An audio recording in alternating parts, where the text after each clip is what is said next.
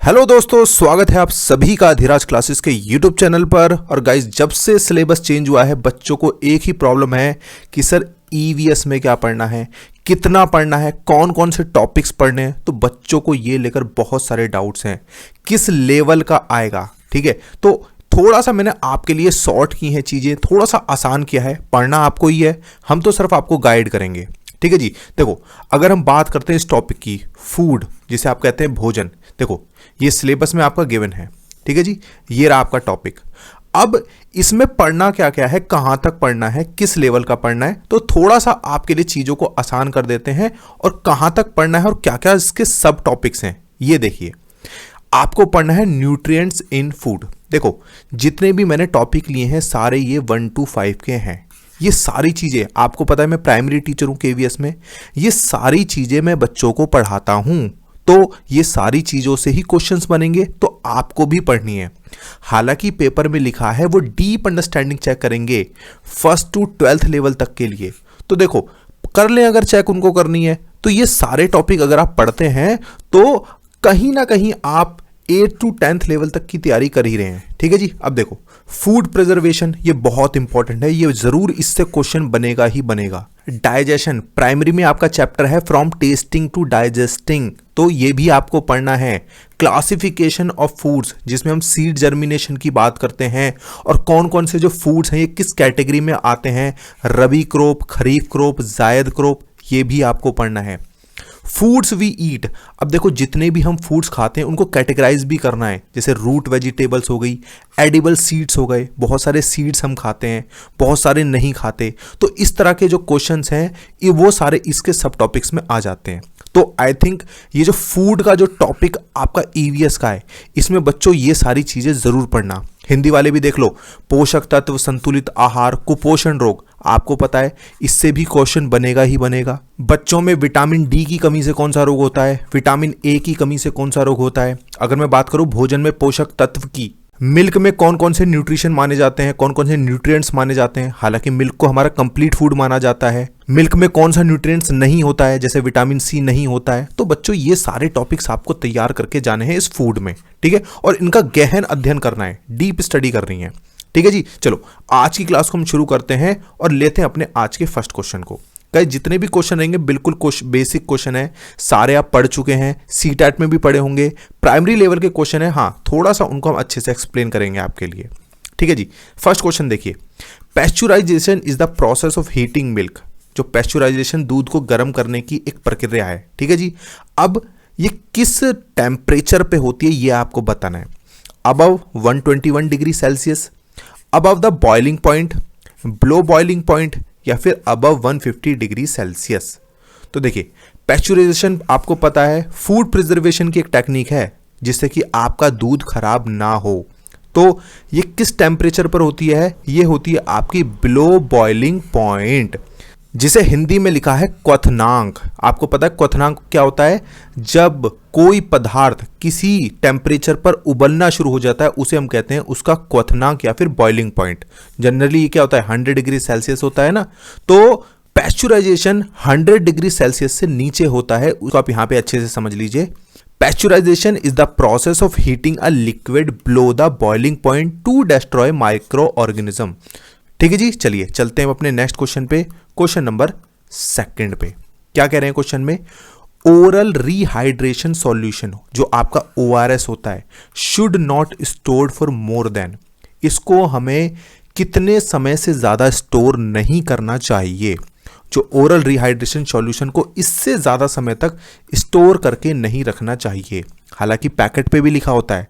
तो ये कितना टाइम है, 12 hours, 18 hours, 24 hours and 36 hours. तो बच्चों इसका आंसर आप मुझे कमेंट बॉक्स में बताइए, A, B, C या D। आप बता दीजिए 2 का A होगा, B होगा, C होगा या फिर D होगा। तो देखिए, पैकेट पे लिखा होता है कि हमें 12 घंटे के भीतर इसे यूज कर लेना चाहिए। जो पैकेट में आते हैं ना, जो हम पानी में घोल के यूज करते हैं। हालांकि आजकल मार्केट में कुछ इस तरह के सॉल्यूशन भी आ रहे हैं जो पैकेट के फॉर्म में होते हैं, लेकिन जब हम इसे ओपन करें तब हमें इसे 12 घंटे के अंदर यूज कर लेना चाहिए। समझ गए आप।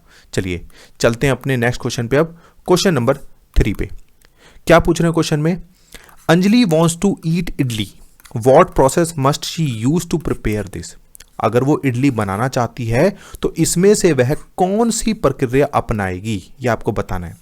फ्राइंग, जिसे हम कहते हैं तलना, बेकिंग, जो बेक करना होता है जिससे बिस्किट वगैरह बनते हैं, स्टीमिंग, भाप, या फिर रोस्टिंग, भूनना। तो देखिए, इडली पता है आपको साउथ इंडिया का एक फेमस फूड है जिसे लोग अपने ब्रेकफास्ट में यूज करते हैं। तो इसके लिए कौन सा प्रोसेस यूज होता है? वो होता है आपका स्टीमिंग, भाप से बनाई जाती है इडली, और ये बहुत हेल्दी भी होती है। और मेरी जो फर्स्ट पोस्टिंग आई थी वो साउथ में आई थी, मैंने तो खूब इडली खाई है और बहुत अच्छी होती है। ठीक है जी, चलिए चलते हैं आज के नेक्स्ट क्वेश्चन पे, क्वेश्चन नंबर 4 पे। क्या पूछ रहे हैं?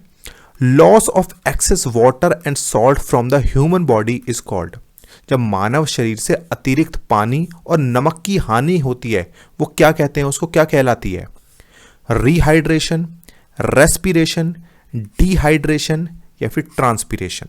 तो देखिए, रिहाइड्रेशन आपको पता है जब आपके शरीर में पानी की कमी हो जाती है, उसे जब हम पूरा करते हैं तो उसे हम कहते हैं पुनर्जलीकरण। ठीक है, रिहाइड्रेशन। रेस्पिरेशन आपको पता है श्वसन तंत्र को कहते हैं, सांस का लेना, सांस का छोड़ना, इसे हम कहते हैं respiration. Dehydration is your correct answer. जब हमारे शरीर में पानी की, सॉल्ट की भी साथ साथ कमी होती है तो उसी को हम कहते हैं डिहाइड्रेशन, और उसी को पूरा करने के लिए हम क्या कहते हैं? रिहाइड्रेशन। अभी ORS की फुल फॉर्म क्या थी? ओरल रिहाइड्रेशन सॉल्यूशन, यानी कि शरीर में पानी की कमी को पुनः पूरा करना। ट्रांसपिरेशन, वाष्पोत्सर्जन। आपको पता है पौधे भी पानी का यूज करते हैं, उन्हें भी पानी चाहिए। तो जो एक्सेस वाटर होता है आपने देखा होगा उनकी पत्तियों वगैरह पर आ जाता है और वो इवेपोरेट हो जाता है, इसी को हम कहते हैं ट्रांसपिरेशन। ठीक है जी, तो इसका करेक्ट आंसर मैंने आपको बता दिया, इसका है डिहाइड्रेशन। ठीक है, चलिए चलते हैं आज के नेक्स्ट क्वेश्चन पे, क्वेश्चन नंबर 5 पे। Which one of the following is an energy giving component? आपसे पूछे जाएंगे इस तरह के क्वेश्चन। आज के क्वेश्चन बिल्कुल बेसिक हैं, मैंने बिल्कुल बेसिक क्वेश्चन लिए हैं, इनका लेवल एडवांस भी किया जा सकता है जितने मैंने आपको सब टॉपिक बताए हैं। ठीक है, देखिए, निम्नलिखित में से कौन सा एक ऊर्जा देने वाला घटक है? अब आपसे पूछ सकते हैं खाने के घटक कौन कौन से हैं, तो प्रोटीन है, विटामिन है, खनिज है, रेशे हैं। आपको मान लीजिए कोई ऐसा दे दिया, मान लो इसमें लिख दिया दाल, क्या दाल भोजन का एक घटक है? नहीं, ये तो एक भोजन का प्रकार है, टाइप है। ठीक है, तो अब हमसे पूछ रहे हैं एनर्जी गिविंग कंपोनेंट कौन सा है? प्रोटीन है, विटामिन एंड मिनरल्स है, रफेज है, या फिर कार्बोहाइड्रेट एंड फैट है। तो देखिए, सबका अलग अलग यूज है। प्रोटीन हमारी बॉडी में मसल्स को रिपेयर करने का काम करता है। विटामिन एंड मिनरल्स हमारी बॉडी में इम्यूनिटी को बढ़ाते हैं। रफेज जो हमारा बॉल सिस्टम होता है उसको क्लीन करने में हेल्प करता है, हमारे स्टमक को अच्छा रखता है। कार्बोहाइड्रेट एंड फैट ये हमारे एनर्जी गिविंग कंपोनेंट्स हैं, ये हमें एनर्जी देते हैं।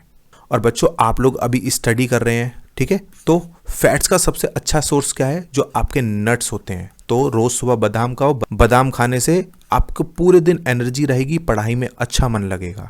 ठीक है जी, तो इसका जो करेक्ट आंसर है वो है आपका ऑप्शन डी। समझ गए? चलिए चलते हैं अपने नेक्स्ट क्वेश्चन पे, क्वेश्चन नंबर 6 पे। अब देखिए, इसकी पिक्चर पहले आ गई है, कोई बात नहीं, आप लोग इस क्वेश्चन को पढ़ लीजिए। Which of the following is not a root vegetable? निम्नलिखित में से कौन जड़ वाली सब्जी नहीं है? आपको पता है बहुत सारी ऐसी जड़ें हैं जिन्हें हम अपने खाने के रूप में इस्तेमाल करते हैं। कौन कौन सी हैं आपको बताना है, और कौन सी नहीं है ये आपसे पूछा है।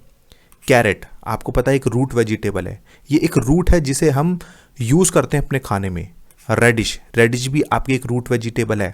टर्निप, ये भी आपकी एक रूट वेजिटेबल है। कौन सी नहीं है भाई? ऑप्शन डी, यानी कि ये हमारी रूट वेजिटेबल नहीं है। समझ गए? देखिए, आपको यहाँ पे कुछ एग्जाम्पल्स भी दिए हैं। तो गाइस, जितने भी क्वेश्चन रहेंगे ना आपके, ये सारे कुछ प्राइमरी के कॉन्सेप्ट से मिलते जुलते रहेंगे। अब थोड़ा सा इसके बारे में और जान लीजिए। Root vegetables are an underground part of plants consumed by humans as food. जो जड़ वाली सब्जियां होती हैं ना, ये भूमि का हिस्सा होती हैं जिसे हम अपने भोजन के रूप में ग्रहण करते हैं। और इनकी खासियत क्या है? These vegetables absorb a good amount of nutrients directly from the soil.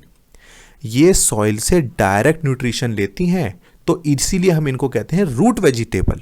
ठीक है जी, चलिए चलते हैं अपने नेक्स्ट क्वेश्चन पे, क्वेश्चन नंबर 7 पे। क्या पूछ रहे हैं आपसे क्वेश्चन में?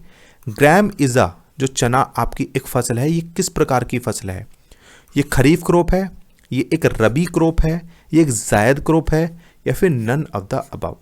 अब देखिए, अगर आपको पता ही नहीं है कि खरीफ क्रॉप कौन सी होती है, रबी कौन सी होती है, जैद कौन सी होती है, तो बता ही नहीं पाओगे।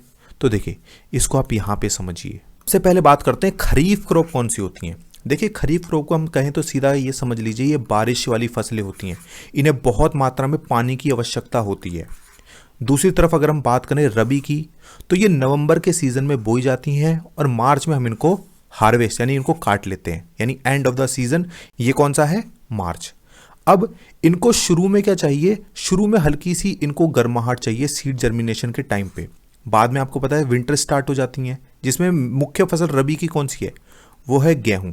ठीक है, इन्हें पानी की बहुत ज़्यादा ज़रूरत नहीं होती, शुरू में चाहिए, बाद में विंटर्स में इनको बस नमी चाहिए। तो आप इनका यहाँ पे टाइम देख सकते हैं, सीड सोन यानी कि कब इनको बोया जाता है, ये जून में इसको बोया जाता है और नवंबर के आसपास ये काट लेते हैं इस फसल को। रबी की नवंबर में शुरुआत होती है, मार्च में इसको काट लेते हैं। खरीफ की आप मुख्य फसलों के नाम यहाँ पे देख सकते हैं, जिसमें मुख्य आती है आपकी चावल, और रबी की अगर हम बात करें इसमें आता है आपका गेहूँ।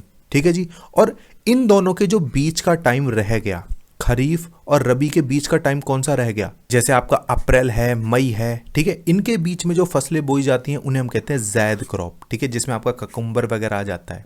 ठीक है जी, तो वापस क्वेश्चन पे आते हैं। जो चना है वो किस प्रकार की फसल है, वो एक रबी क्रॉप है, अभी एग्जाम्पल में भी लिखा था। ठीक है जी, चलिए चलते हैं अपने नेक्स्ट क्वेश्चन पे, क्वेश्चन नंबर 8 पे।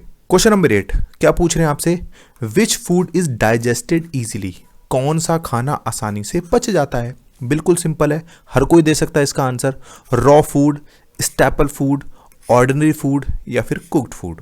तो देखिए सिंपली है इसका आंसर, खाने को हम पकाकर खाते हैं, क्यों, क्योंकि वो हमारे लिए इजीली डाइजेस्टेड हो जाए, उसमें कोई जम्स ना रहे और खाने को पकाने से वो टेस्टी भी हो जाता है। ठीक है जी, तो इसका करेक्ट आंसर है ऑप्शन डी। आई थिंक आपने भी यही आंसर लगाया होगा। ठीक है जी, चलिए चलते हैं अपने नेक्स्ट क्वेश्चन पे, क्वेश्चन नंबर 9 पे। क्या पूछ रहे हैं आपसे, a runner participating in a race takes glucose just before the race begins. कोई एक रनर है जो पार्टिसिपेट कर रहा है रेस में, वो ग्लूकोज लेता है कब, just before the race begins. This means that glucose, वो ग्लूकोज क्यों लेता है ये आपको बताना है। ठीक है जी, मेक्स रनिंग ईजियर, उसके लिए दौड़ना आसान हो जाता है। बिल्ड्स मसल इंस्टेंटली, वो तुरंत उसकी मसल्स बनाने में हेल्प करता है। गिव्स एनर्जी इंस्टेंटली, वो उसको तुरंत ऊर्जा देता है। या फिर stop sweating of the body. तो देखिए, जो भी रनर है वो ग्लूकोज किस लिए लेता है, वो इसलिए लेता है ताकि उसको इंस्टेंटली एनर्जी मिल जाए। और आपको पता है ग्लूकोज में क्या होता है, शुगर होता है, और शुगर क्या है, सबसे इजीली सोर्स है एनर्जी का। तो ऑप्शन सी यहाँ पे सही हो जाएगा, तुरंत ऊर्जा देता है। ठीक है जी, चलिए चलते हैं अपने नेक्स्ट क्वेश्चन पे। आज का लास्ट क्वेश्चन रहेगा। आज का मेरा मेन मोटो यही था कि आपको सारे सब टॉपिक्स बता दिए जाएं। ठीक है जी, चलिए 10th क्वेश्चन आपसे पूछ रहे हैं, which of the following is not recommended way to maintain a healthful diet. कौन सा इसमें एक रिकमेंडेड वे नहीं है अगर आप हेल्थफुल डाइट लेना चाहते हैं। क्या है, ईटिंग अ वेरिड डाइट, भाई ये तो हमें खानी चाहिए। आपसे पूछा है कौन सा रिकमेंडेड नहीं है। ठीक है जी, तो जो नहीं है वो आपको बताना है।